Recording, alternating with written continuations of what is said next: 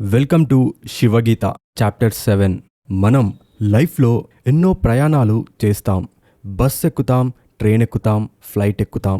కానీ మనందరికీ తప్పక ఎదురయ్యే ఫైనల్ జర్నీ ఒక్కటుంది, అదే మరణం. శ్రీరాముడు శివుడిని అడిగారు, స్వామి, మానస పూజ బాగుంది, కానీ అసలు చావు అంటే ఏంటి? ప్రాణం పోయేటప్పుడు ఏం జరుగుతుంది?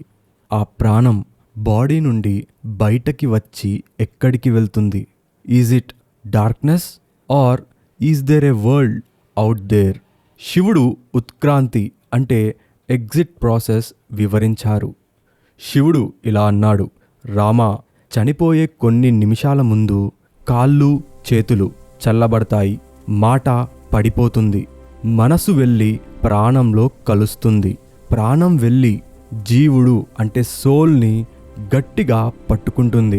ఇది ఎలా ఉంటుందంటే, ఒక ఇల్లు ఖాళీ చేసేటప్పుడు మనం సామాన్లన్నీ సర్దుకొని సూట్ కేస్ ప్యాక్ చేసుకొని మెయిన్ డోర్ దగ్గర వెయిట్ చేస్తున్నట్టు జీవుడు రెడీగా ఉంటాడు.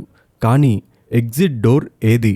ఫ్రెండ్స్, హృదయం నుండి 101 నాడులు, మన ఎనర్జీ ఛానల్స్ బయలుదేరతాయి.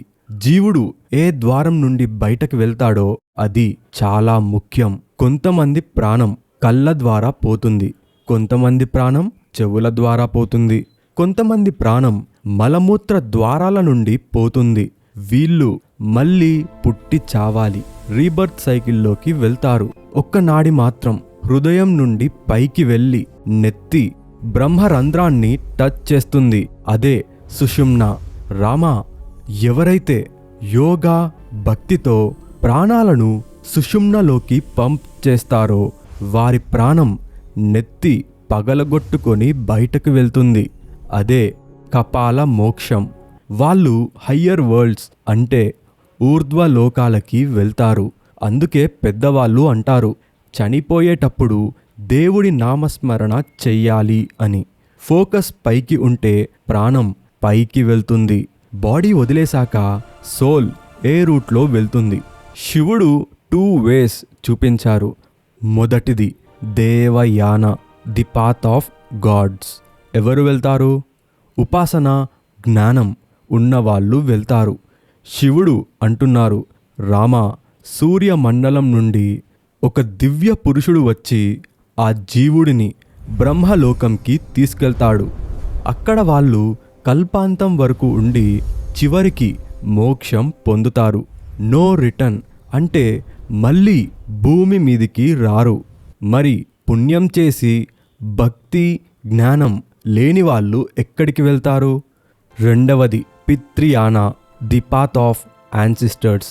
శివుడు ఒక షాకింగ్ ఫ్యాక్ట్ చెప్పారు. మనం అనుకునే స్వర్గం పర్మనెంట్ కాదు, అది ఒక హాలిడే రిసార్ట్ లాంటిది. రామా, పుణ్యకర్మలు చేసిన వాడు చంద్రమండలంలో చంద్రుడి దగ్గరికి వెళ్ళి ఎంజాయ్ చేస్తాడు, అమృతం తాగుతాడు, అప్సరసలతో డాన్స్ చేస్తాడు. కానీ అక్కడ కరెన్సీ ఏంటంటే పుణ్యం. రిసార్ట్లో బ్యాలెన్స్ అయిపోగానే మేనేజర్ వచ్చి get out, go back to earth అంటాడు. సో స్వర్గం కూడా ఒక ట్రాపే. మళ్ళీ భూమి మీదికి ఎలా వస్తారు? ఫ్రెండ్స్, ఇది డిస్కవరీ ఛానల్ కంటే అడ్వాన్స్డ్ సైన్స్. శివుడు చెప్పిన రీసైక్లింగ్ ప్రాసెస్. రెయిన్, చంద్రుడి నుండి సోల్ వాన రూపంలో కిందకి దిగుతుంది. ప్లాంట్, ఆ వానని మొక్కలు పీల్చుకుంటాయి.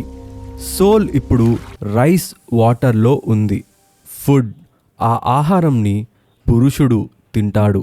సీడ్, ఆ ఆహారం పురుషుడిలో వీర్యంగా మారుతుంది. వూంబ్, ఆ వీర్యం స్త్రీ గర్భంలో పడి బేబీగా పుడతారు. సో ఫ్రెండ్స్, మీరు తినే ఆహారంలో ఎవరో ఒక సోల్ ఉండొచ్చు. ఇది సృష్టి యొక్క పెద్ద సైకిల్. ఇందులో నుండి బయట పడడమే మోక్షం. శ్రీరాముడు అడిగారు, స్వామి, ఈ ట్రావెల్ నాకు వద్దు, దేవయాన వద్దు, పితృయాన వద్దు, అసలు ట్రావెలే లేని మార్గం లేదా?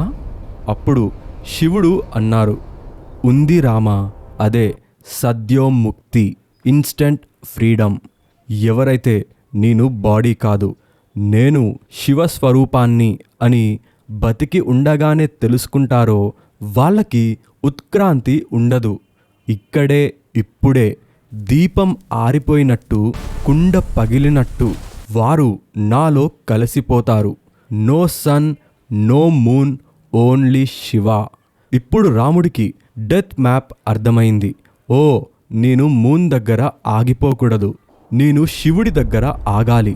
కానీ ఆ శివుడి పవర్ని యాక్సెస్ చేయడానికి ఏదైనా పాస్వర్డ్ ఉందా? యూనివర్సల్ ఎనర్జీని కంట్రోల్ చేసే మంత్రం ఏదైనా ఉందా?